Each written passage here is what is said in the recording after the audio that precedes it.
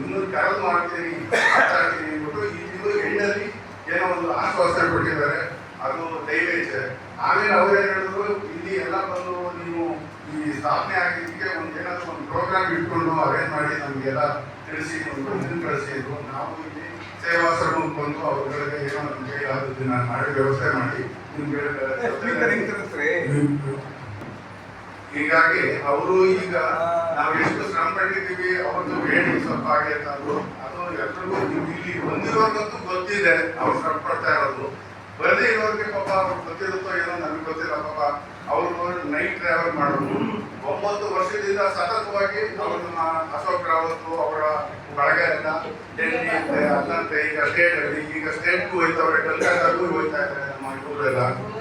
ಈ ರೀತಿ ಆಗ್ತಾ ಇರೋದ್ರಿಂದ ಅವ್ರ ಶ್ರಮಕ್ಕೆ ಅವ್ರೇನು ಹೇಳಿದ್ರು, ನೀವೆಲ್ಲೂ ಬೇರೆ ಕಡೆ ಪ್ರೋಗ್ರಾಮ್ ಮಾಡಬೇಡಿ, ಅನಾಥಾಶ್ರಮಗಳು ಮಕ್ಕಳುಗಳು ಈ ಇರುತ್ತ ಒಂದು ಪ್ರೋಗ್ರಾಮ್ ಮಾಡಿ ನಮಗೆ ಕಳಿಸ್ಕೊಡಿ, ಅಲ್ಲಿ ನಮಗೆ ದೈವತ್ವ ಇದೆ ಹಾಗೆ ಅಂದ್ಬಿಟ್ಟು ಹೇಳಿ ಇರೋದ್ರಿಂದ ಈ ರೀತಿ ಮಾಡ್ತಾ ಇದ್ದೀವಿ. ಈ ಸಮಾರಂಭಕ್ಕೆ ತಾವೆಲ್ಲ ಬಂದಿದ್ದೀವಿ. ನಮ್ಮ ಚಲೇಂದ್ರವರು ಸ್ವಾಗತ ಭಾಷಣ ಮಾಡ್ತಾರೆ.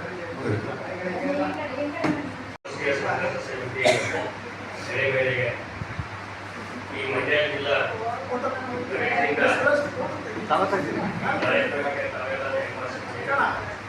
ಈಗ ನಮ್ಮ ವೇದಿಕೆಯ ಮೇಲೆ ವೇದಿಕೆಯ ಸಂಘದ ಅಧ್ಯಕ್ಷರು, ಉಪಾಧ್ಯಕ್ಷರು ಹಾಗೂ ಪಾರ್ಟಿಯ ಮುಖಂಡರಾದಂಥ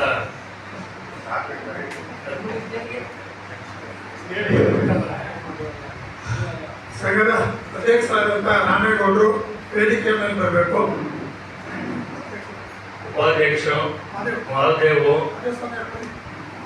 ಹಾಗೂ ಪ್ರಾಂತೀಯ ಮುಚ್ಚಪ್ಪನವರು ದಯಮಾಡಿ ವೇದಿಕೆ ಮೇಲೆ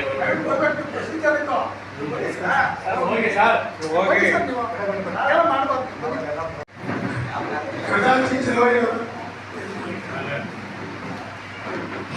ಈಗ ಬಂದಿರ್ತಕ್ಕಂಥ ಎಲ್ಲ KSRTC ಮತ್ತು PCC ಬ್ಯಾಂಕು, ಸುರತ ಮ್ಯೂನಿಸಿಪಲ್ ಫ್ಯಾಕ್ಟ್ರಿ, RAPCMS ಮತ್ತು ಆಮೇಲೆ ಪಾಂಡುಪುರ ಯೂನಿವರ್ಸಿಟಿ, ಬೆಳಗಿನಮಂಡಿ ಇವರೆಲ್ಲ ಪಾರ್ಟಿಗೆ ಬಂದಿರ್ತಕ್ಕಂಥ ಮುಖಂಡರ ಬಗ್ಗೆ ಒಂದು ನಾನು ಸ್ವಾಗತವನ್ನು ಕೊಡ್ತೇನೆ. ಹಾಗೆ ನಮ್ಮ ನಿರ್ದೇಶಕರಾದಂಥ ಲೋಕೇಶ್ ಅವರಿಗೆ, ಸುರೇಶ್ ಅವರಿಗೆ ಮತ್ತು ಚಿಕ್ಕಣ್ಣ ಅವರಿಗೆ, ಆಮೇಲೆ ಪುಟ್ಟರಾಜ್ ಅವರಿಗೆ ಇವರೆಲ್ಲರೂ ನಾನು ಒಂದು ಸ್ವಾಗತವನ್ನು ಕೊಡ್ತೇನೆ. ಆಮೇಲೆ ಬಂದಿರ್ತಕ್ಕಂಥ ನಮ್ಮ PCC ಬ್ಯಾಂಕ್ ಪ್ರಮುಖರು, ನಮ್ಮ ಸಂಘದ ಪ್ರಮುಖ ನಾಗರಾಜಮೂರ್ತಿ ಅವರಾಗಿರ್ಬೋದು, ಆಮೇಲೆ ನಮ್ಮ ಸಿದ್ದಪ್ಪಾಚಾರ್ ಆಗಿರ್ಬೋದು, ರಮೇಶ್ ಆಗಿರ್ಬೋದು, ಮತ್ತು ನಮ್ಮ ದೇವೇಗೌಡ ಆಗಿರ್ಬೋದು, ಶ್ರೀನಿವಾಸನ ಆಗಿರ್ಬೋದು, ನಾಗರಿಕ ಮುಖ್ಯ ಆಗಿರ್ಬೋದು, ಮಹಾದೇವರು, ನಮ್ಮ ಡೈರೆಕ್ಟರ್ ಅಂತ ಮಹಾದೇವರು, ಜಗದಪ್ಪನವರು, ಈ ನಮ್ಮ ಶಿವಣ್ಣವರು ಎಲ್ಲ ಪ್ರಮುಖರೆಲ್ಲ ಬಂದಿದ್ದೀರಿ. ನಾಗರಾಜಮೂರ್ತಿಯವರು ನಮಗೆಲ್ಲ ಸಹಕಾರ ಕೊಡ್ತಾ ಇದ್ದೀರಿ. ಅದಕ್ಕೋಸ್ಕರ ಬೇರೆ ನಮ್ಮ ವೇದಿಕೆ ಕಾರ್ಯಕ್ರಮ ಪ್ರಾರಂಭ ಮಾಡ್ತಾ ಇದ್ದೀವಿ. ಇನ್ನೆಲ್ಲರಿಗೂ ರಾಷ್ಟ್ರೀಯ ಸಂಘರ್ಷ ಸಮಿತಿಯ ಪರವಾಗಿ ಸ್ವಾಗತವನ್ನು ಕೋರ್ತೇನೆ. ನಮ್ಮ ಈ ಉದ್ದೇಶ ಏನಪ್ಪ ಅಂದರೆ, ನಾವು 9 ವರ್ಷ ಆಯಿತು ಸಂಘ ಸ್ಥಾಪನೆಯಾಗಿ ನಾವೊಂದು ಏನು ಇಟ್ಕೊಂಡು ಈ ಒಂದು ಕಾರ್ಯಕ್ರಮವನ್ನು ಇಟ್ಟಿದ್ದೀವಿ. ಇದರ ಹಿಂದೆ ಇರ್ತಕ್ಕಂಥ ಸತ್ಯವನ್ನು ನೀವು ಅರಿತರೆ ಭಾಳ ನೋವಾಗುತ್ತೆ. ನಮ್ಮ ಬೆಂಗಳೂರು ಸಿಟಿನಲ್ಲಿ ನಮ್ಮ EPS ಎಣಿಸೋದಾದರೆ 1,000 ಜನಗಂಟ ಅನಾಥಾಶ್ರಮದಲ್ಲಿದ್ದಾರೆ. ದಯವಿಟ್ಟು ಯೋಚನೆ ಮಾಡಿ, 1,000 ಜನ ಬೆಂಗಳೂರು ಸಿಟಿನಲ್ಲಿ ಅನಾಥಾಶ್ರಮದಲ್ಲಿ ಕಾಲಗಣನೆ ಮಾಡಿಕೊಂಡು ಹೊರಗಡೆ ಇಟ್ಟಿದ್ದಾರೆ. ಇಂಥ ಒಂದು ಪರಿಸ್ಥಿತಿಯನ್ನು ಅರಿತುಕೊಂಡು ನಾವು ಈ ವರ್ಷ ಯಾಕೆ ಇದಕ್ಕೋಸ್ಕರ ಒಂದು ಕಾರ್ಯಕ್ರಮ ಮಾಡಬೇಕು ಅಂತೇಳಿ ರಾಷ್ಟ್ರೀಯ ಸಂಘರ್ಷ ಸಮಿತಿಯವರು ಕರ್ನಾಟಕದ ನಮ್ಮ ರಾಜ್ಯ ಸಮಿತಿ ತೀರ್ಮಾನ ಮಾಡಿ ಒಂದು ಕಾರ್ಯಕ್ರಮ ಅಂದ್ಕೊಂಡಿದ್ದೀವಿ. ಆದ್ದರಿಂದ ಅದರ ಉದ್ದೇಶ ಇಷ್ಟೇ. ಅವನು ನೀವೆಲ್ಲ ಒಂದು ಸಹಕಾರ ಕೊಟ್ಟು ನಮ್ಮ ಕಾರ್ಯಕ್ರಮ ಯಶಸ್ವಿಗೊಳಿಸುತ್ತೆ ಅಂತ ಹೇಳಿ ಮಾಧ್ಯಮದಿಂದ ಪ್ರಾರ್ಥನೆ ಮಾಡಿ ನಮ್ಮ ಮುಂದಿನ ಕಾರ್ಯಕ್ರಮ ಪ್ರಾರಂಭ ಮಾಡ್ತೀವಿ. ಜೈ ಹಿಂದ್ ಜೈ ಕರ್ನಾಟಕ. ಆಮೇಲೆ ನೀವು ಕೆಲವು ಏನು ಆಗೋದಿಲ್ಲ ಆ ಥರ ಭಾವನೆ ನಮ್ಗೇನು ಕೆಲಸ ಹೇಳಿ, ನಾವು ಯಾಕೆ ಈ ವಯಸ್ಸಲ್ಲಿ ಓಡಾಡಬೇಕು? ಈಗ ನರಗುಂದವರು ಒಂದು ದಿವಸದಲ್ಲಿ ಯಾವತ್ತು ಸುತ್ಕೊಂಡು ಹೋಗಿರೋ 10 ದಿವಸ ಸುತ್ತಾರೆ, ಇಡೀ ದೇಶ ಸುತ್ತಾರೆ ಅವರು. ಯಾತಕ್ಕೋಸ್ಕರ ಏನಾದ್ರು ಒಂದು ಆಗಲಿ ಕೈ ಹಾಕಿದ್ದೀವಿ, ಆ ಒಂದು ತಿಳ್ಕೊಂಡಿರ್ಬೇಕು. ಸುಮ್ಮನೆ ಓಡಾಡ್ತಾರೆ ಅಂತ ಖಂಡಿತ ಇಲ್ಲ, ಪ್ರಾಮಾಣಿಕವಾದ ಮಾತು ಹೇಳ್ತಾ ಇರೋದು. ಯಾವುದೇ ಕಾರಣಕ್ಕೂ ಏನಾದ್ರು ಅನೌನ್ಸ್ ಮಾಡಬೇಕು ನಾವು ತಗೊಳ್ಳೋಣ. ಅವ್ರು ಏನಾದ್ರು ಮಾಡಿ ತರಿಸಿ ಫೈನಲೈಸ್ ಆಗಿದೆ. ಏನು ಕೊಡಬೇಕು ಅಂತ ತೀರ್ಮಾನ ಮಾಡ್ಕೊಂಡು ಅವರು ಅದು ಮಾಡಿಬಿಡ್ತಾರೆ. ನಮ್ಗೆ ಏನಪ್ಪ ಏನಾದ್ರು ಕೊಡಲಿ, ಜಾಗ ಸಿಕ್ಕಿಲ್ಲ, ನಮ್ಗೆ ಜಾಗ ಕೊಡಲಿ, ನಮಗೆ ಬೋನಸ್ ಕೊಡಿಕೆ ಜಾಗ. ಎಷ್ಟು ಜನ 80 ವರ್ಷ 75 ವರ್ಷ 90 ವರ್ಷ ಇವೆಲ್ಲ ಇದ್ದಾರೆ. ಇವಾಗ ಎಂತ ಕಾರ್ಯಕ್ರಮ ಮಾಡಿ ಲೀವ್ ಬರ್ತಾರೆ. ನಾನು ಇವಾಗ ಬೆಂಗಳೂರು ಸಿಟಿನಲ್ಲಿ ಅವ್ರ ಪರಿಸ್ಥಿತಿ ದಿನ ಆಗ್ತೀನಿ. ನಮ್ಮ ಜನ ಸ್ವಲ್ಪ ಜನ ಅಂತ ಇರುತ್ತೆ, ಮಕ್ಕಳ ಹೊಟ್ಟೆ ಆ ಒಂದು ದೃಷ್ಟಿಯಿಂದ ನಾವೊಂದು ಕಾರ್ಯಕ್ರಮ ಅನ್ಕೊಳ್ಳೋದು ಮತ್ತು ಕಾರ್ಯಕ್ರಮ ಮಾಡ್ಕೊಂಡು ಹೋಗ್ಬೋದು. ಯಾವ ಉದ್ದೇಶವಿಲ್ಲ. ಅವ್ರು ನೋಡಿ 1,000 ಜನ ರೆಕಮೆಂಡ್ ಈ ಬೆಂಗಳೂರು ಸಿಟಿ 1,000 ಜನ ಎಲ್ಲ ಆಶ್ರಮಗಳು ಐತೆ ಅಂತ ನೆನೆ ದಿವಸ ರಾಷ್ಟ್ರೀಯ ಸಂಘರ್ಷ ಸಮಿತಿ ನಮ್ಮ ಕರ್ನಾಟಕ ವತಿಯಿಂದ ಒಂದು ಆಶ್ರಮನ ಪತ್ತೆ ಮಾಡಿ ಅಲ್ಲಿ ಸುಮಾರು 40,000 ರೂಪಾಯಿಗೆ ಅವರಿಗೆ ಒಂದು ವ್ಯವಸ್ಥೆ ಮಾಡಿದ್ದಾರೆ. ಆ ವೃದ್ಧಾಶ್ರಮ ದೊಡ್ಡ ಕಾರ್ಯಕ್ರಮ ಮಾಡಿದ್ದಾರೆ, ಕೆಂಗಡಿಯಲ್ಲಿ ಮಾಡಿದ್ದಾರೆ. ಈಗ ನಾವು ಮಾಡ್ತಾ ಇದ್ದೀವಿ, ಇಡೀ ರಾಜ್ಯ ಇಡೀ ದೇಶ ಮಾಡ್ತಾ ಇದ್ದೀವಿ. ಆ ಒಂದು ಕಾರ್ಯಕ್ರಮ ಅನ್ಕೊಂಡಿದ್ದೀವಿ. ಅದಕ್ಕೆ ಆಯುಕ್ತ ಅಲ್ಲಿಂದ ಭಾವಿಸಬಾರ್ದು. ಏನೇ ಕಷ್ಟ ಆಗಲಿ ನಾವು ನಿಮಗೆ ಒಂದು ನ್ಯಾಯವನ್ನು ಕೊಡಿಸಿ ನಾವು ವಿರೋಧಿಸ್ತೀವಿ ಅಂತ ಹೇಳಿ ನಿಮಗೆ ಮಾತನ್ನ ಹೇಳ್ತೇವೆ. ಮತ್ತೆ ಇಲ್ಲಿ ನಮಗೆ ಇವತ್ತು ಒಂದು 4 ಜನ ಹಿರಿಯರಿಗೆ ಸನ್ಮಾನ ಮಾಡಬೇಕು ಅಂತ ಹೇಳಿ ನಮ್ಮ ದೇವೇಗೌಡರು IFC ಬಸ್ ಮುಖಾಂತರ, ಅದಕ್ಕೂ ನಮ್ಮ ನಾಗರಾಜ್ ಅವರು KSRTC ಮುಖಾಂತರ, ಮತ್ತೊಬ್ಬರು ನಮ್ಮ ಬ್ಯಾಂಕ್ ಶ್ರೀನಿವಾಸಣ್ಣ ಅವರು, ಮತ್ತೊಬ್ಬರು ನಾಗರಾಜ್ ಮೂರ್ತಿ ಅವರು KJOD, ಇವರು 4 ಜನಕ್ಕೆ ಸನ್ಮಾನ ಮಾಡ್ತಾ ಇದ್ದೀವಿ. ಸನ್ಮಾನ ಕಾರ್ಯಕ್ರಮ ನಾವೆಲ್ಲ ಬಹಳ ಸಂತೋಷದಿಂದ ನಡೆಸ್ಕೊಡ್ಬೇಕು, ಅವರಿಗೆ ಆಶೀರ್ವಾದ ಮಾಡಬೇಕು ಅಂತ ಹೇಳಿ ಮತ್ತೊಮ್ಮೆ ಕೋರ್ಕೊಂಡು ನನ್ನ ಮಾತನ್ನು ಹೇಳಬೇಕು. ಜೈ ಹಿಂದ್, ಜೈ ಕರ್ನಾಟಕ.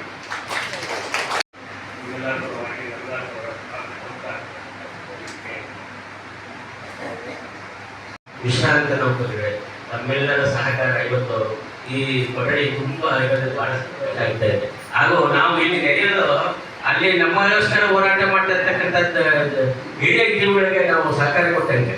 ಇಲ್ಲಾಂದ್ರೆ ನಾವು ಸೇರಿದೆ ಹೋದ್ರೆ ಅವ್ರಿಗೆ ಬುದ್ಧಿನೇ ಇರೋದಿಲ್ಲ. ಹಾಗಾಗಿ ಅವ್ರಿಗೊಂದು ಉತ್ತೇಜನ ಕೊಟ್ಟಕ್ಕಾಗುತ್ತೆ. ಆದ್ರಿಂದ ನಾವು ಯಾರು ಕೃತಿಗಡಬೇಡಿ, ಆದಷ್ಟು ಸಹಾಯ ಮಾಡ್ತಾ ಇದ್ದಾರೆ, ಆದಷ್ಟು ಪ್ರಯತ್ನ ಪಡ್ತಾ ಇದ್ದಾರೆ. ಎಲ್ಲ ಲೆವೆಲಲ್ಲಿ ಎಲ್ಲ ಮಾಧ್ಯಮಗಳು ಬಂದಿರೋ ಬಗ್ಗೆ ಎಲ್ಲ ರೀತಿಯ ಒಂದು ಇದನ್ನ ಪ್ರಯತ್ನ ಪಡ್ತಾ ಇದ್ದಾರೆ. ಹಾಗೂ ಸದ್ಯದಲ್ಲೇ ಖಂಡಿತ ನಮ್ಮ ಭವಿಷ್ಯ ನಿಧಿಯ ಇದು ಪಿಂಚಣಿ ದೊರೆಯುತ್ತದೆ ನನ್ನ ಆಶ್ವಾಸ ನೀವೆಲ್ಲ ಇಟ್ಕೊಳ್ಳಿ. ಯಾರು ದಯವಿಟ್ಟು ನಿರಾಶಾವಾದಿಗಳಾಗಬೇಡಿ, ಆಶಾವಾದಿಗಳಾಗಿ ಈ ಹೋರಾಟ ಮಾಡ್ತಾ ಇರೋರು ಎಲ್ಲ ಸಹಕರಿಸೋಣ. ಎಲ್ಲ ಕೈ ಜೋಡಿಸಿದ್ರೆ ಖಂಡಿತ ಸಾಧ್ಯ. ಎಷ್ಟು ಹೇಳಿ ನನ್ನ ಮಾತುಗಳು ನಮ್ಗೆ 7,000ನೇ ಕೊಡಬೇಕು ಅಂದಾಗ ಮೋಸ್ಟ್ಲಿ ನಾನು ಬೆವರು ಅನಿಸ್ತದೆ. ಅದಕ್ಕೋಸ್ಕರ ಈಗ ವಿಡಿಯೋ ಆಯ್ತದೆ ಅಂತ ಒಂದು ಇಷ್ಟು ಏನಾದ್ರು ಕೊಡಲೇಬೇಕು ಅಂತ ಮಾಡ್ಕೊಂಡು ಆಮೇಲೆ ಮುಂದೆ ಹೋರಾಟ ಮಾಡಬೇಕು ನಂದಿದೆ. ಅವ್ರು ಏನು ಕೊಡ್ತಾರೆ ಬರಬೇಡಿ. 70,000 ಸರ್ಕಾರ ಕೊಟ್ಟರೆ ನಮ್ಮ ಹತ್ರ ಮಾತುಕತೆ ಬನ್ನಿ ಅಂತ ಅವ್ರು ಗೊತ್ತಿದೆ. ವಿಚಾರ ಬಂದವನೆ 70,000 ಕೊಟ್ಟಿದ್ರೆ ಅವ್ರಿಗೆ ಬರಬೇಡಿ. ಸರ್ಕಾರ ಕೊಡ್ತೀನಿ ಅಂದ್ರೆ ನಾನೇನೋ ಪ್ರಯತ್ನ ಮಾಡ್ತೀನಿ ಬನ್ನಿ ಅಂತ.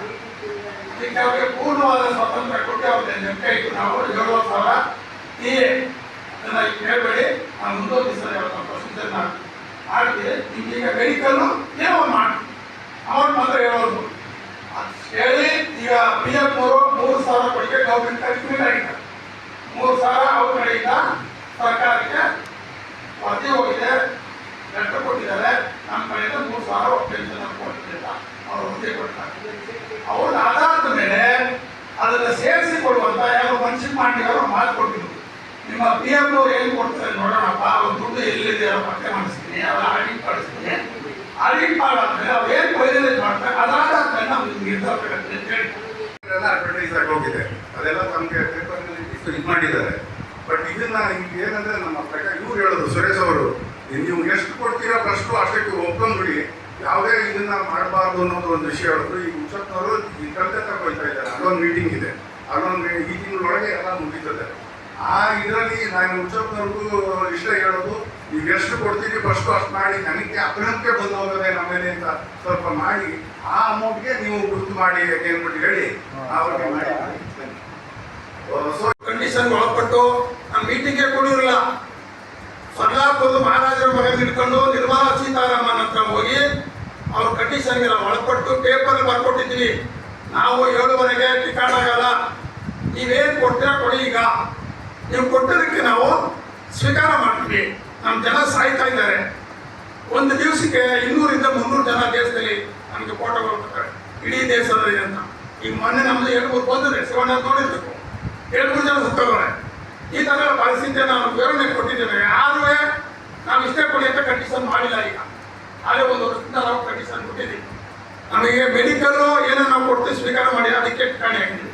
TA ಕೊಟ್ಟಿದ್ದೀವಿ. TA 7,000 ನೀವು ಕಂಡೀಷನ್ ಮಾಡಿದ್ರೆ ಒಳಗೆ ಬರ್ಬೇಡಿ ಅಂದರು ನಿರ್ಮಲಾ ಸೀತಾರಾಮನ್.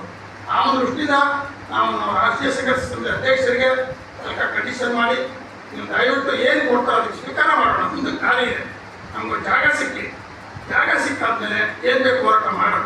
ಅದರಿಂದ ಹೋರಾಟಕ್ಕೆ ಈಗ ಈ ಕೆಲಸಗಾರರು ಯಾರ್ಯಾರಿದ್ದೀರಿ, ಯಾರೋ ಸಂಸ್ಥೆಗಳಿದ್ದೀರಿ ಅವ್ರಿಗೆ ಹೇಳಿ, ಯಾರಿಗೆ ಕೆಲಸ ಮಾಡ್ತಾರೋ ಅವ್ರಿಗೆ ಚೆನ್ನಾಗಿ ಬುದ್ಧಿ ಹೇಳಿ. ಅವ್ರಿಗೆ ಅನುಕೂಲ 70 ಭಾಗ ಮುಂದೆ ಮಕ್ಕಳು ಈಚೆ ಬಂದ್ರೆ ನೀವು ಮುಂದೆ ಸಂಘ ಕಟ್ಕೊಳ್ಳಿ, ನಿಮ್ಗೆ ಅನುಕೂಲ ಆಗುತ್ತೆ. ಇಲ್ಲ ನಿಮ್ಗೇನು ಸಿಕ್ಕಲ್ಲ, ನಿಮಗೆ ನೀವು ನಾವು ದಾರಿ ಮಾಡಿಕೊಟ್ಟಿದ್ದೀವಿ, ಆ ದಾರಿಯನ್ನು ಕೂಡಿಸ್ಕೊಂಡು ಹೋಗಿ ಅಂತ ಎಲ್ಲರೂ ಹೋಗಿದೆ. ಅವ್ರಿಗೆ ತೊಂದರೆನಿಲ್ಲ. ಎಲ್ಲ ಕಾಡು ಬರೋರು ರೀತಿಗೆ ಕೆಲಸ ಮಾಡ್ತಾ ಇರೋರು. ಯಾಕೆ ಬಂದ್ರೆ ಅವ್ರಿಗೆ 70 ಭಾಗ ಅನುಕೂಲ, 30 ಭಾಗ ನಮ್ಗೆ ಇರುತ್ತೆ.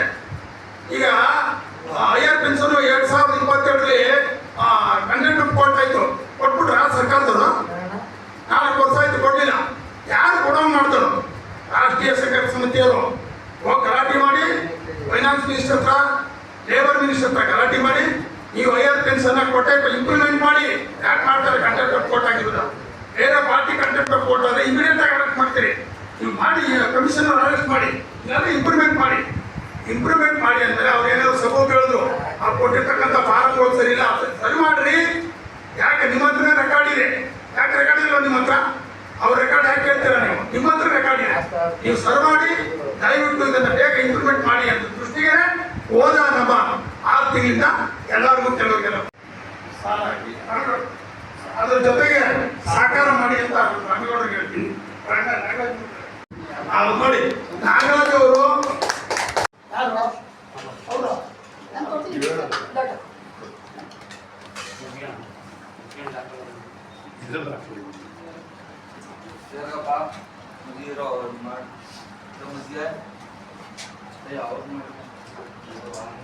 ವೆಂಕಟೇಶ